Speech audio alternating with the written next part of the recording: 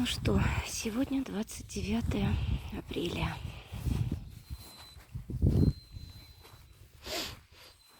Вот такие лужи. Это у меня огород. Собиралась на выходных копать. Это мои ягоды. А здесь огромная лужа.